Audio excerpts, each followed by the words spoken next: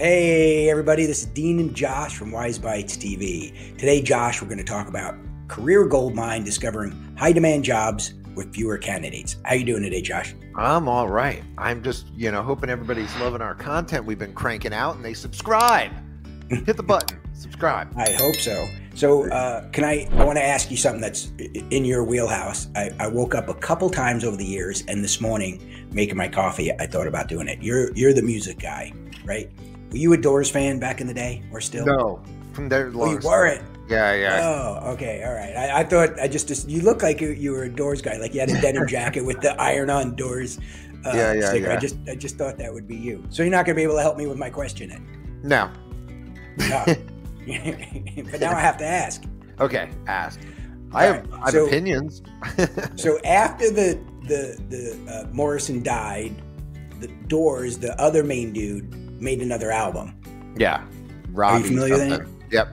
Yeah. So there was a song. I only heard it a couple times. Dude, I was like 15. And it's I think of it sometimes when I get my coffee. It's "Bring Me My Coffee in My Favorite Cup." Have you ever heard that? No. I probably blocked it out. I'm going to find it and send it to you. Well, I got to find it. I keep meaning to, but I forget about it. Yeah. All right. So you let me down. You're my go-to music guy, and you let me down. Yeah, I'm just anti-Doors. Don't ask. Oh, I won't. We're gonna have to find out about that sometime. All right. So Josh, I'm gonna get started here. So this is something that you and I are both like pretty passionate about, and our title is Career Goldmine: Discovering High Demand Jobs with Fewer Candidates, right? And so whatever, that's a good title, but I don't want people to put this aside like, oh, it's another like hidden job market, whatever, because that's what this is. But it's real and it's out there and it's powerful. So I'm going to go through, we're going to put a couple of screenshots up as we talk of some, what is this? This is June 8th, 2023. And so these are from yesterday or today or both.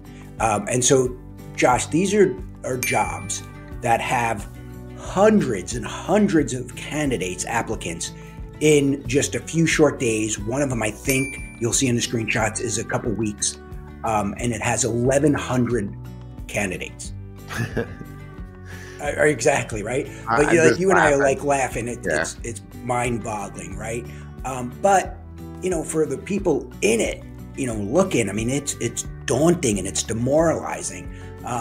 So there's probably some summer interns going through it, looking for a few keywords and throwing out everyone that they don't. At best, if there was a person, exactly. Maybe at least they would like the name, like, oh, I had an uncle, Josh. Let me, exactly. Let me move him along. That was the way we used to do it in the old days. All right, so this is what I want to point out is when you search for a job on LinkedIn, we're going to focus mostly on LinkedIn. You search for a job, you get these listings that have these, 200, 300. Dude, I've seen sometimes 200-300 candidates, and it's been posted for 12, 13 hours, right? Oh yeah. There's some automated features with LinkedIn.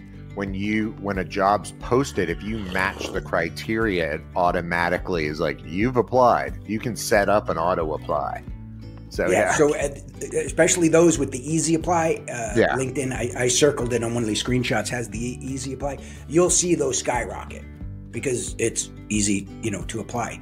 So this is one of the things I want to take a different route on this. So let's go directly to a company profile and click on the jobs tab. So this is what I want to instruct people to try and do. When you search and you get the listing, you search for marketing manager, marketing director. I think that's what I put. You're going to get that listing of, dude, you can scroll and scroll and scroll page after page, right? But you know what, Josh? Everybody else who searches for that very generic title, marketing manager, marketing director, they're seeing the same list. But what we've discovered is that if you go directly to company web pages, so let's say one of the companies is in finance, right? Forget about searching for a job through LinkedIn Jobs. Go to search for companies and put finance. Put maybe some other criteria that you're interested in, whether it be location or that sort of thing.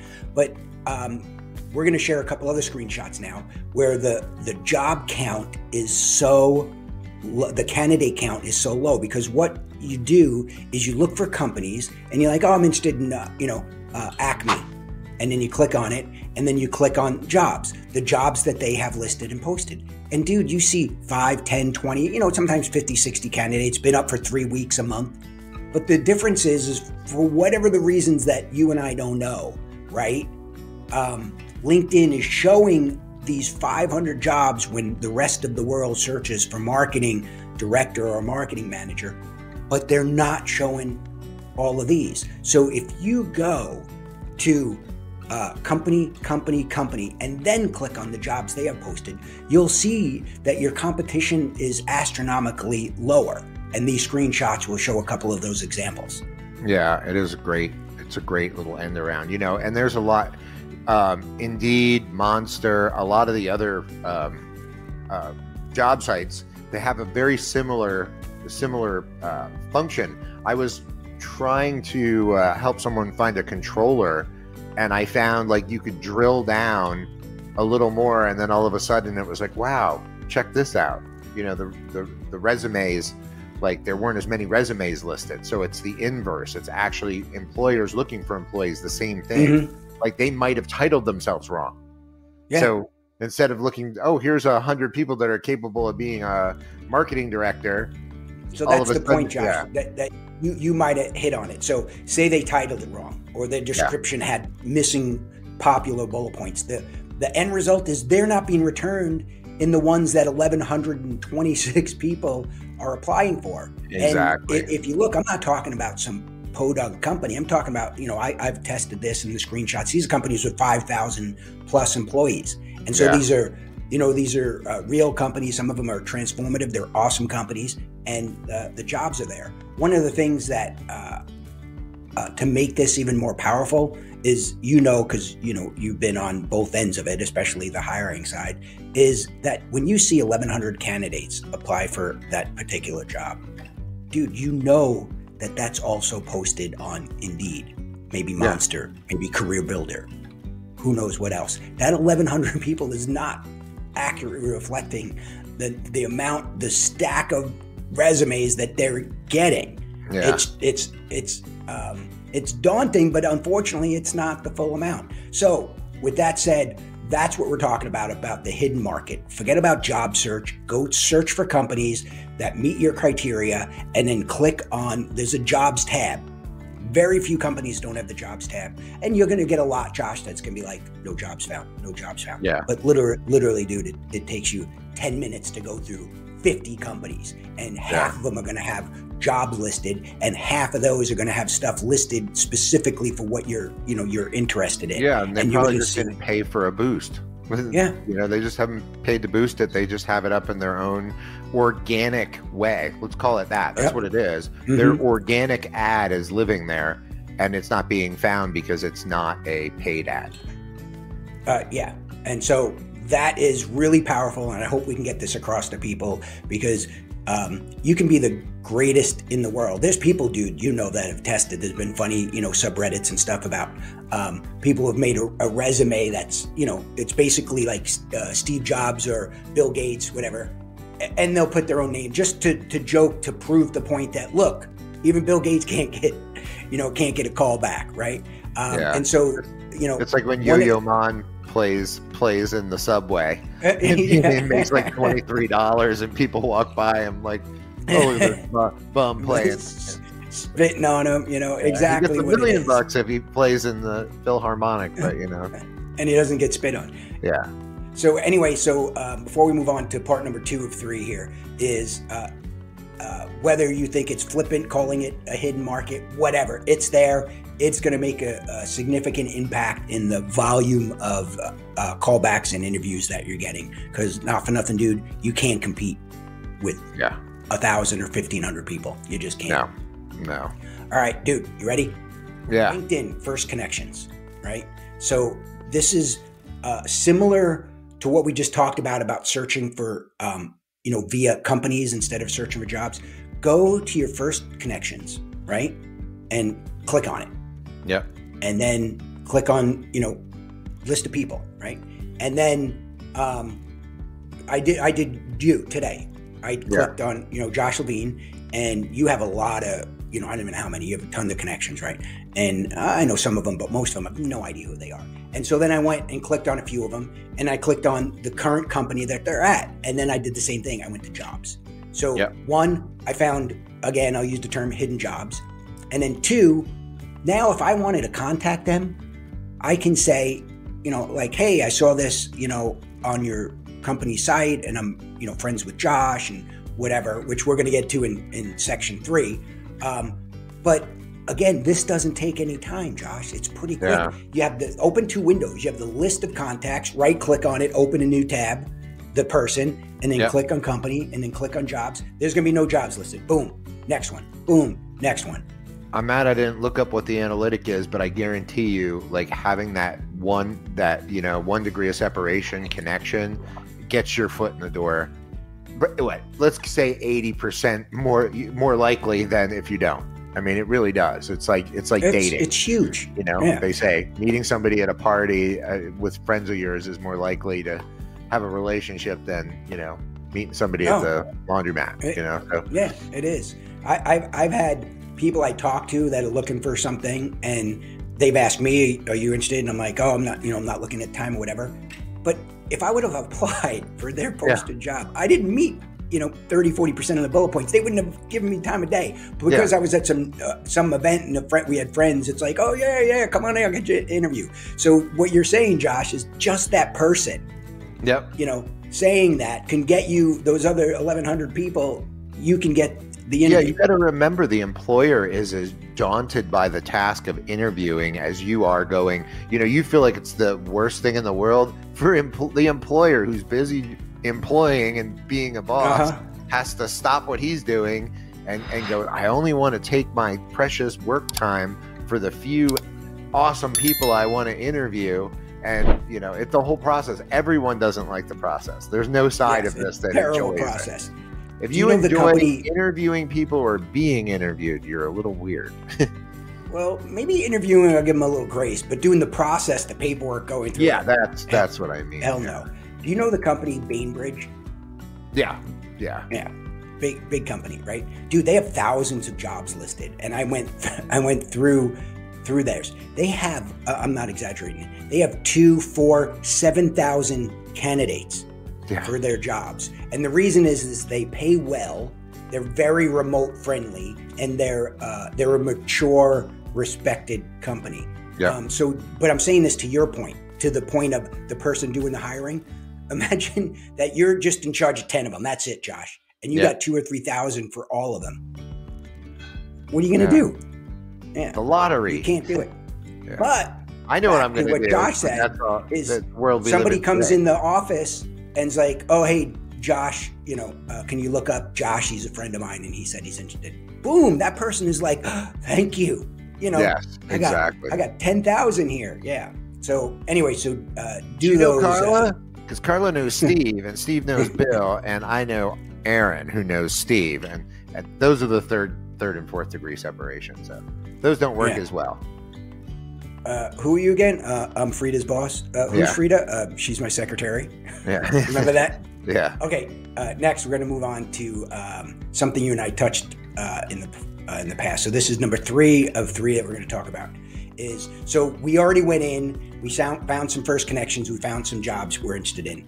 And now what do? What's something that people fail at and they struggle and they beat their head against the wall? It's sending that note to that connection that they don't know. Right? Yeah. Because how many of your LinkedIn connections do you actually know? I know like 10% of them. No, I actually know a lot. It's so funny when I go through it. I actually go like, oh yeah, I forgot about that guy. Oh yeah. No, I'm pretty good. I mean, I get 10, 20 requests a week to connect. Half of them I ignore because it's like some company, they're going to hit me up in 20 minutes to sell me something. They have the auto trigger. But over the years, I probably have thousands, and I went through mine today, and I'm like, I do not know most of these people. Yeah. Anyway, so it's daunting because, you don't know these people, right? Especially if I'm looking at Josh Levine's connections, right? Yeah. And I want to send a message to them. Well, I don't know them. It's Josh's first connection, and I want to send something to Josh to send something to them, or it's somebody I can access. I want to send them myself. What do I do? How do I break the ice? What's the first? Well, do you want to know what I would do? What would you do? The commonalities. You know, I would literally look for the commonalities. I also like to go to the social media of the person I'm trying to look up and see what their interests are and stuff, and try to get a tie, like tie them So Josh, together. I'm gonna make 2 points on that. One, that's awesome. I do that kind of stuff for sales and whatever. However, one of the things I'm trying to get across is that people need to scale this, because there is 500, 1,000, 1,500 applicants. Yeah. And so what I'm suggestion they use, and you've said this before, you've done this, is use AI. Yeah. Copy the profile, paste it in AI. Yeah. And say, here's a profile. I want to send a very short, personable note to somebody that I'm interested in a job at their company. And then here's my profile. Yeah. I can tell that some softwares are now doing this automatically for sales leads, because, you know, I have 3 other businesses I was involved in, and what they'll do is they'll actually go, hey, I was checking out Josh Levine Speaks and your love of antiques, so I think I can really help your marketing company. But I can tell it, and it's not even that smooth. It's not that, it's very awkward, the transition. But I can tell they're using these tools. But again, just like we talk about, people prompt and read what it says. Don't just use AI and like go, hey, Frida, I heard you, because you could be looking up the wrong person. Yeah. Well, that's on you. But the point is, you know, I've been there for not just job hunting, for stuff reaching out to somebody cold. Yeah. And then I'm wasting too much time. Yeah. I'm agonizing over this word or that word. Am I being too forceful, too friendly? Am I being respectful of their time? You know. Yeah, you literally just say that. You say, hey, I want to be, you know, professional yet in a friendly tone, ask them for a job, and please name drop that I know Charlie. And it's funny how it'll just be like, but that's what I'm saying. Yeah. Use AI. Yep, definitely. Because you take their profile, paste yours, say, find some commonality, connect these two, and once you have it, you've seen some of the prompts that I've shared with you. Once you find the thing that you do, then what you do with AI is you don't do the whole thing again, right? You're like, okay, now do this profile, because it already knows your profile, right? Yeah. And then you paste a new one. Now do this one. Now do this one, and it cranks it out. So what you do is you spend the time doing the first one. You're like, no, that's too corny, right? That's too stiff. That's too that. And then you do the next one. When you do it that way, you do have a scalability to that. Yep. Hey, if you're having writer's block, there is nothing better than AI to help you craft these messages, especially when you're talking to people you don't necessarily know and you just know the manner in which you want to speak to them. It's a great way to do it. So, and I think we talk about AI every day now, so I don't know. Well, we use it every day. Then we'll be talking about it. All right, Josh, give me an AI conclusion. Give me the Josh AI conclusion. Thank you for listening to Wise Bites, the home of electronic things and wizards and just now it's time to. You turned it into a creepy thing. My AI is creepy. I was bringing AI. Watch the video. I was bringing AI Your sexy eyes are back. like this. I was bringing AI sexy back. Hey, so if you hated this video, please subscribe or unsubscribe or mark like or dislike, whatever it is. Leave a comment. You guys should get off the air, because you don't understand how much comments and clicks and blips and things really help our site. Blips. They do. We want comments, even if they're bad or critiquing us. All right. Well, thanks, everybody. Take care. See ya.